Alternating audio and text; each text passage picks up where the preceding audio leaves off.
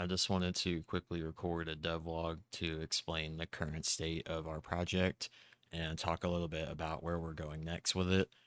For those of you who don't know, we're Foxmoon Studios and we're developing an indie horror game that will be set in a corporate office environment. So think like working as an insurance agent while things progressively get more weird and twisted as you go about your day and do your tasks. So I won't go over the basic features that you'll find in every single indie horror game ever made, like crouching, because that's pretty self-explanatory. But I'm going to highlight a few of the things that we have finished adding to our project that you may have seen in some games, but typically would not find in most smaller horror games. So we'll start off with our character abilities. We're able to zoom in and out whenever we please, and this will be sure to work regardless of what type of item you're using at the time. It will adjust the camera around it accordingly. You have the ability to lean your character to the left and to the right, and it will actually adjust their hitbox. So there's some potential for peeking around corners with this with the camera because it adjusts that.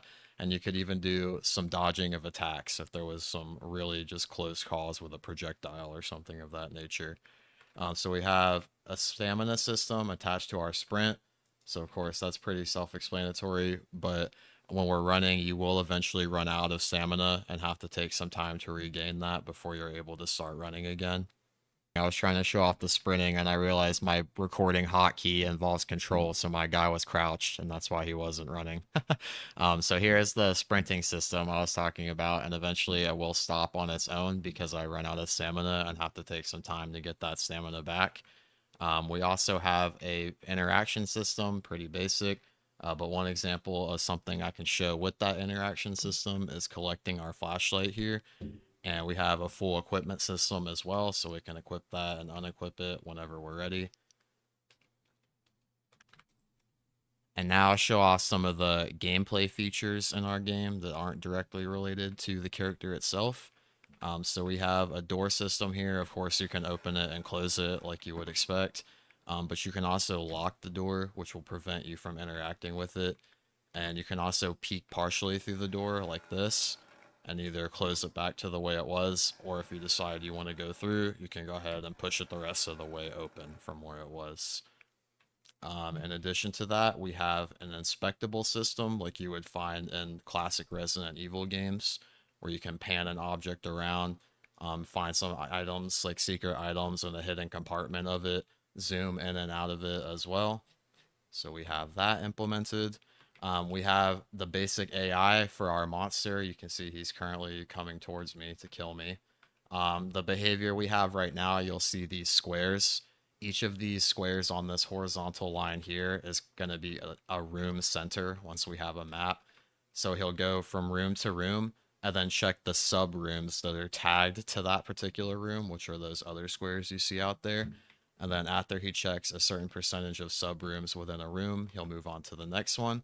And when he's searching for you, he'll change his behavior accordingly to make sure he's looking for rooms closer to where he last saw you at. One other thing I can show, we're working on adding in a computer within the game to really get that corporate office-y feel. We're hoping to get a 90s office style, so we wanted more of like a Windows 95 type computer. We did buy a plugin to use as a baseline for this, but we've made a lot of our own edits to it, and I'm really happy with where it's at so far. So I will go ahead and show that. I just had to tick the option there to start it automatically when I hit play. And you'll see it boots us into the desktop within our game here. So I still have to implement the behavior. It should just be tying it to our interaction system to where you interact with the computer and it goes to the screen.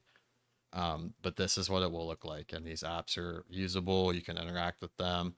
We still have to go in and add our actual gameplay mechanics to this, which is one of our big remaining gameplay steps to do.